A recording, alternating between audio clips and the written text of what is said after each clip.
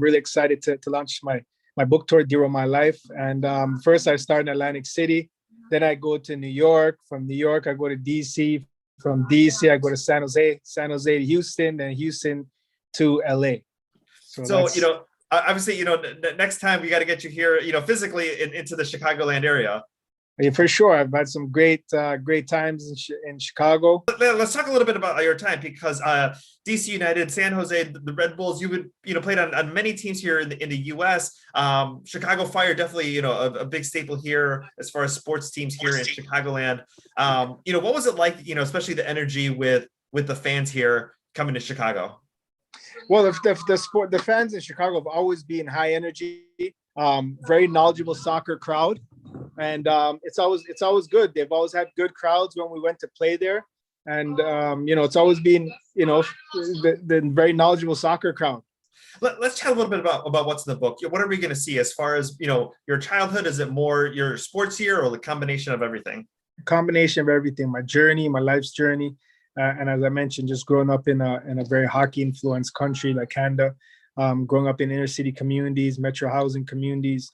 In Toronto, Ontario, which probably a lot of people in the States don't hear too much about, and playing a sport that again wasn't really supported, but through support from my community, through my heart, my willpower, I was able to manifest something which for me and my family were very special. Now, especially the past year and a half have been so tough, because not only professionals, teams haven't been able to play, but also high school teams, teams at the university, people just gathering with their family and friends, for fun, to whether it's to play, football or basketball or hockey. What message do you have as far as, as things gear up and things are opening up now, the importance of sports and teamwork, and, what that meant for you, and, what it means to see people gathering again right now? Yeah, sports is everything for me, and it is for most of us kids, especially in inner city communities. It's an outlet for us. It's a way for us to release a lot of trauma, a lot of stress that we go through, a lot of pain, a lot of suffering, and we use sport to release these feelings in I would say a very positive way. And it also brings our community together. I've seen it have a huge impact on my community in terms of when I was playing away and supporting me, especially now that I've retired, and the support I've been getting, which pushed me to have my foundation supporting after school programs for inner city kids. But sports is a tremendous platform for kids, like I said, to express themselves.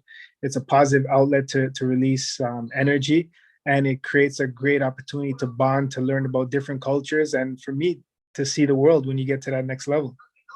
Do you have obviously, your heart's in Toronto, but, a favorite memory or a favorite game or something where, it's either a story we're going to see in the book, or, something you always carry, with you at all times? Oh, there's a lot of great stories in the book. My heart is in Toronto, but my heart's also in a lot of the cities I played in. I played in Germany. I played in San Jose. I played in Houston. I played in New York. I played in DC. So my heart's in a lot of those places, because fortunately I won in all those places I played in. So I definitely have some amazing moments that I've shared with the fans, and helping to grow the game, and helping to grow MLS to where it is today. It's in Chicago. I've had a very special moment beating Chelsea when they were the world dominant team, when they just bought Shevchenko and all these big top players, Essien, and they were the team to beat. They were the Real Madrid. They were the Galacticos of the modern era, and we were fortunate to beat them in Chicago. So to be a part of that experience, to win MVP in that game, I know a lot of the fans in Chicago remember that game quite vividly, as well as Gold Cup games in Chicago with Canadian national team. That's amazing, and I'm happy that memory was here in Chicago. I saw an interview with you recently that you were down in Florida. Did you happen to go check out the new Miami team with David Beckham while you were down there? I sure did. Unbelievable.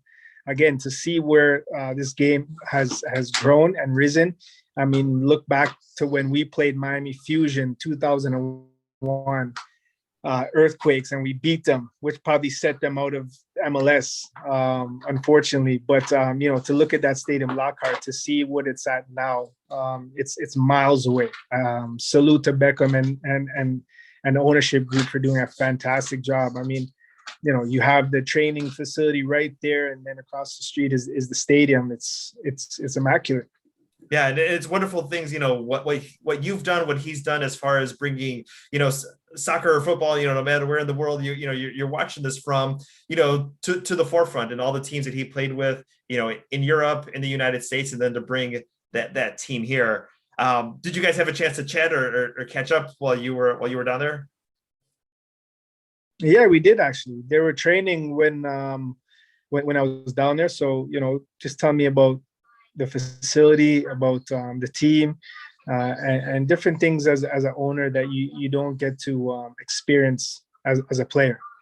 So, but like I said, he's doing a fantastic job. He's doing his best to try to create that, I guess, that world class caliber team. It's going to take time. It doesn't happen overnight. Just like no different than any team that's now starting. You're going to go through your aches and pains. You can go through your building stages, and that's what Miami's going through right now. In a very competitive league. Well, they came here to Chicago about a couple of weeks ago, and there were so many fans in the stadium. So I can only imagine it's only going to get bigger from there. Something else I wanted to chat with you was about 2026. So it's going to be U.S., Canada, and Mexico World Cup. Tell us a little bit about how that all came to be. And it's amazing opportunity for us again to put soccer on the global stage in North America and in Mexico, where it's already top of the list regarding sports. Whereas I think football, soccer is still competing with some of the other sports. But I think when people see it in the modern day, through the lens of how much it's grown, you get to see the world at your fingertips. You get to see the excitement, you get to see the passion, the fan support, and it's truly a spectacle. I was very fortunate to go to Russia to see the World Cup there and play in a Legends tournament there, and just to see the passion. It was my first World Cup that I actually been to, as a fan and supporting it. So just to be immersed in that environment and that culture of the sport, it's only going to help the game grow to another level. And I'm very excited, and I'm actually proud to be also the ambassador for Canada for the World Cup. So 2026 is definitely a big part of our development in terms of country, and I know it is as well as the U.S. And I know everybody's excited and can't wait for 2026. Which, when you say the number, it seems like it's far away in the future, but it's only about 5 years away, which is just like, it's just mind-boggling. I still think 1990s, 5 years ago. Right. and look what came from it. Yeah, MLS, right? So, who knows? It's definitely, now that the league's here, it's only going to help establish the league further. Exactly. And then, and final thing I want to ask you about, one more question about the book. When you're going through all these amazing things in your life and, turning points in your career and setting records, sometimes it's hard to process everything in that moment. Did you need to give yourself at least a certain amount of time before you can reflect, fully on, all the amazing things that happened to you and putting it down on paper? Oh, for sure. I mean, the book took about 5 to 6 years to put together. So this was not an overnight thing. I started work on this in 2016. So it's